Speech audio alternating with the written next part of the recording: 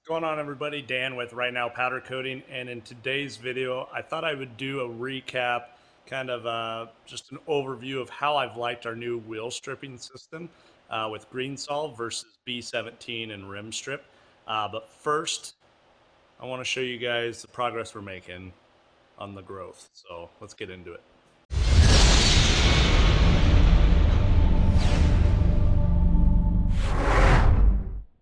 All right, so to do this, we've got to go across the street. It's Sunday. I'm enjoying a cold one. I just got done moving a ton of dirt. Let's go see what I'm talking about.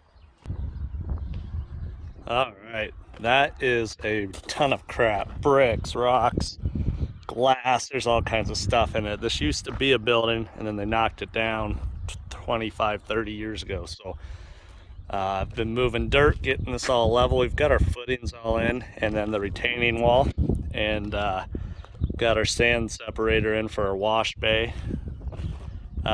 This whole lot's kind of janky, so the drive will actually come through here, kind of bump into the overhead door, just because the land falls off so much. That's what we had to do. But back there, the wall's about 3 foot tall. We had to fill all that in with dirt and sand. So I've been working on this little guy here, moving dirt, getting it level. It's pretty close. Not bad for a guy who's never done it before, I don't think. It's gonna be pretty cool. So back here, it's gonna be like where we put all of our custom stuff. So we're one-off wheels. We're gonna put our tire machine balancer over here, our strip tank, blast room. That's just a drain in case we want to put in a sink or floor drain or something later. I haven't decided. But this will all be equipment. There'll be a couple windows here letting some natural light in. 2 overhead doors. One won't really matter because it's going to go there and there's a high wall there, but it'll be more just to let air in. And then we'll drive in here, like I said. Got our DNR approved salt separator so we can wash cars. This is going to be a little or utility room where the water comes in, everything. And then there's going to be a solid wall here. And we've got the shop bathroom right here. That's going to be a corner shower, toilet, sink. And then on the other side of the wall, you'll have a men's room, bathroom, urinal, sink, women's room, toilet, sink. And then another wall will close all that off. And then we've got another one out here in case we need it. I haven't decided what I'm doing with this yet. It might just become like my office, or it may be, a showroom or a meeting room to talk with clients on. So just thought you guys would like to see the update, but let's get back to what this video is all about. We gotta go back over there. All right, we're back in the shop. We're gonna go back to where my Greensolv tank is.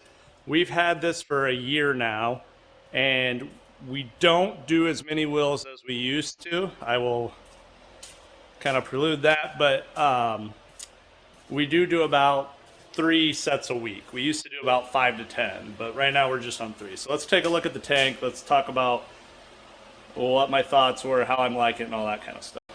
All right, this stuff is messy. There is an oil that goes on the top. So what that does is it keeps the chemicals from just evaporating out of it. It is heated, obviously. Now there are burners in there, or I don't know what they're called, but they're elements, and if it gets too hot, it basically shuts it off until it gets under the heat range, and then it'll kick it back on. But we've had that problem since day one. He said it's just they're like these little round things that go in the panel to run the heaters, and he gave us new ones. I just don't have the time to take it apart. Maybe when we move this to the other side, I'll be able to. Also, this is the only, we bought their tank and 3 drums of chemical. It took about 2 1/4 to fill this up, I think. It's a 4-wheel tank. And then they give us this booster, which we haven't actually had to use any. He comes out once every like 6 months, tests it, and let us know if we need to add anything. And then they gave us the oil topper. We only put 1 5-gallon bucket in. We had about an inch of oil on top, so we saved the other one, and we've added that since, because as you're pulling the wheels out, it kind of drags it out with it. But we use this for everything that we need to strip if it will fit. We've done furniture in here, tons of miscellaneous parts. So it should actually be up to here.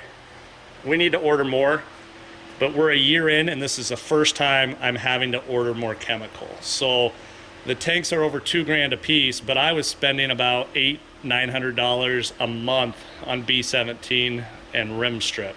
So we have, yes, this is really expensive, but we're making our money back quick. We've already paid off, well, it's paid off, but when you think about the chemical you would have bought, we've already paid off, we'll call it $1,000 a month. So we haven't had to buy any more. So 12,000 bucks. I mean, that's a lot of money. So it just depends how much you use it though. Like I said, we're doing about 3 sets a week on average right now. So we're not using it like we used to. If you're a big wheel shop, you're gonna be using it a lot more, so your consumption will change. The smell on this stuff, you can kind of see the vapors when that open and up, backwards, up there. It's really not that bad. A lot of people don't like it, but that's to be kind of given. Right now I can't really smell it all that much. If we pulled a wheel out, that's when you would really be able to smell it because you're breaking that oil barrier. The oil does a great job of keeping all of the chemical in. I'm gonna shut that lid. It's got a nice counterbalance on it too, which makes it easier to lift and close. But yeah, there is sludge. It's kind of looks like this. So right now we take the wheels out of the tank and then we drop them into here and then we get them all cleaned up, and that's where we catch the sludge and stuff. In the new shop we'll actually do an overhead system with a pulley on it. So, and we have a basket already that will put the wheels and our parts in, and then we'll pull it up and let it drip off over the tank. Right now we're doing it by hand and it's hot. It's like 185 degrees. So I actually pour a bucket of water so I can dip my hands in there between wheels because it gets so hot.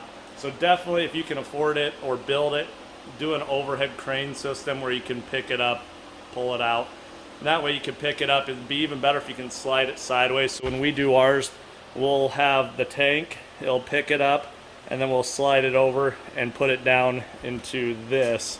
That way we're not touching it. We can let them cool down a bit, take them out. Or the other reason that drains there is we might put a wash station in for the wheels. So just make sure you follow your city codes, all that kind of stuff. We have to get a oil water separator, which they're not the cheapest things in the world. But just kind of a conclusion, I don't want to make this too long and too boring. If you guys have questions, leave them down below.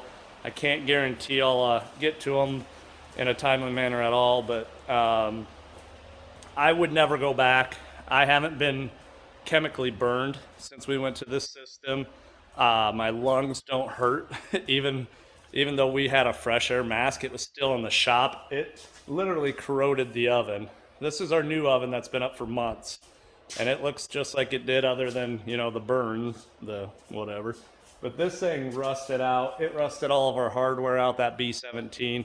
I would never go back, not in a million years. So save up your money, get a loan, do whatever you got to do if you're processing a lot of parts. We also strip all of our hooks in there, and they come out, I'll show you. They come out just like they did when we bought them. So we don't buy a lot of hooks because we don't need to. There's a pile right there. I built a little metal basket. We put them in the basket, drop them in for a couple days or a day, pull them out, rinse them off. They're good to go. So I would never go back. I recommend you all look into it. And if you do, tell them over there that maybe I sent you. And maybe they should take care of the people that are taking care of them. So I hope you guys got something out of this. I had a lot of requests for a review on it. So thought I would just put one up for everybody so I don't have to type out 15 emails. So we'll catch you guys later. Also, don't forget, if you want to do a consultation, I did set a price. We're $75 for a half hour for consultation. Come prepared with questions. We've done a handful of them, and I've had great feedback. We've helped out a lot of people, so it's super awesome to do. If you don't want to do a consultation, maybe just hit that like button, leave a comment, subscribe. That's how you help me help you. We'll talk to you guys later.